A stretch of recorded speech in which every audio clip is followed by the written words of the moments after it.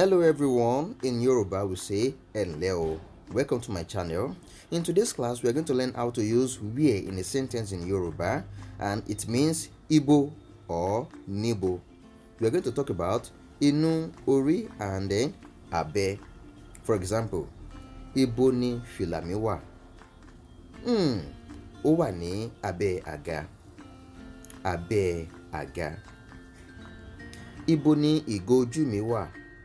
Ó wà ní orí ìwé. Orí ìwé. Ibo ni jákẹ́ẹ̀tì mi wà. Ó wà ní inú closet. Inú closet. Ibo ni socks mi wà. Ibo ni ìbọ̀sẹ̀ mi wà. Ó wà ní ẹ̀yìn bọ́ọ̀lù.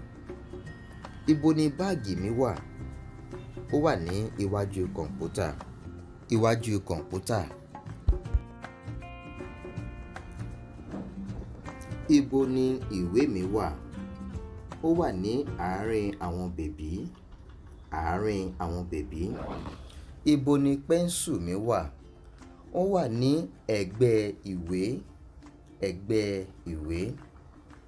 Ibo ni bẹ́ẹ̀dì mi wà. Ó wà ní inú yàrá. Inú yàrá. Ibo ni aago wà. Ó wà ní ara ògiri. Ara ògiri. Now, how can we form sentence by saying that we put the bag in a place? For example, I put the bag on the table. I put the bag under the table. I put the bag beside the table. You see? Mo gbé báàgì sí orí tábìlì, on the table. Mo gbé báàgì sí abẹ́ tábìlì, under the table. Mo gbé báàgì sí ẹ̀gbẹ́ tábìlì, beside the table. Mo gbé báàgì sí àárín tábìlì, in between the table.